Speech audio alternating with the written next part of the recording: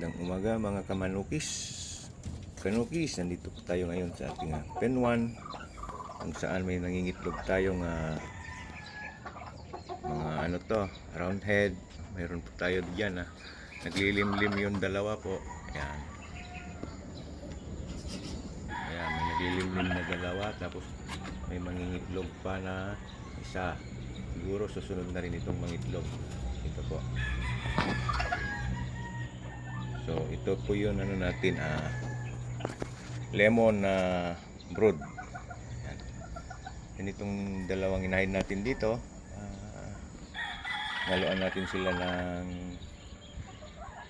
dalawang kelso yung naglilimlim. Yan.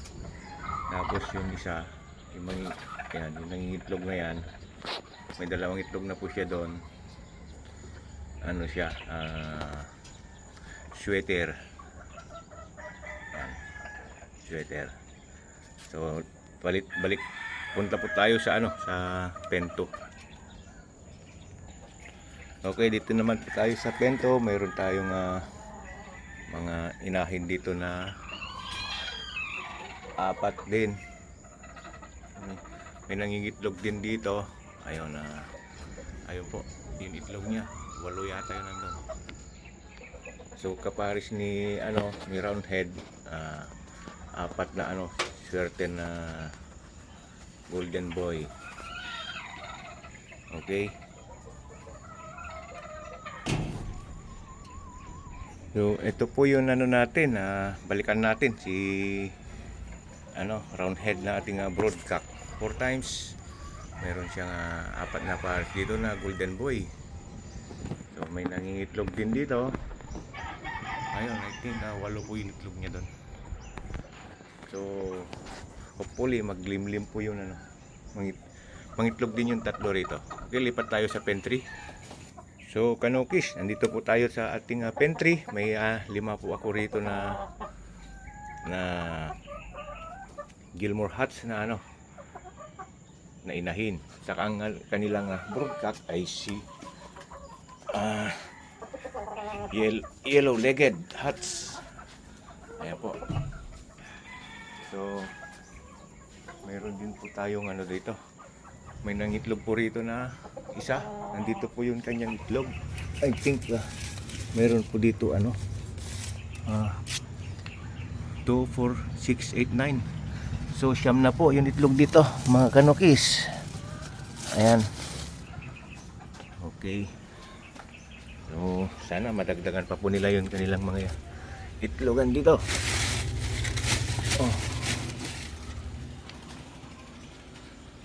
So 5 yun ating inahin dito na na Gilmore Hats. Lipat po tayo sa kabila nating pen. So mga kanukis, nandito po tayo sa ating breeding pen number 4. Nandito po yung ating tatlong gray hen and tatlong golden boy sweater na inahin. Ayan po ang ating mga inahin. Ang kanilang broodcock ay ating nilagay natin itong si white kelso. Yan. So may naglilimlim yata dito mga kanukis. Yan.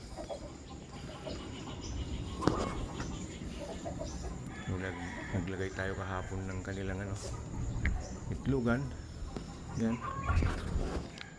Ang gagawin natin dito mga kanukis ay natural hats. Okay, lipat naman tayo sa ating pang-5 pen mga kanukis. So mga kanukis, nandito po tayo sa pen 5 ngayon. Nandito ang ating raptor brood. So mayroon siyang mga pares dito na dalawang raptor din. Ito raptor. Then raptor din doon nasa taas, saka yung nasa baba siya yung nasa baba yan si yellow-legged Hats na inahin. Saka meron tayong black dito na super brown red.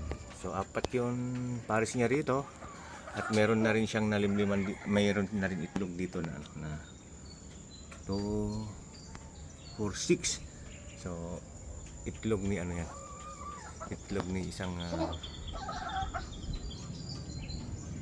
isang raptor natin. I think ito.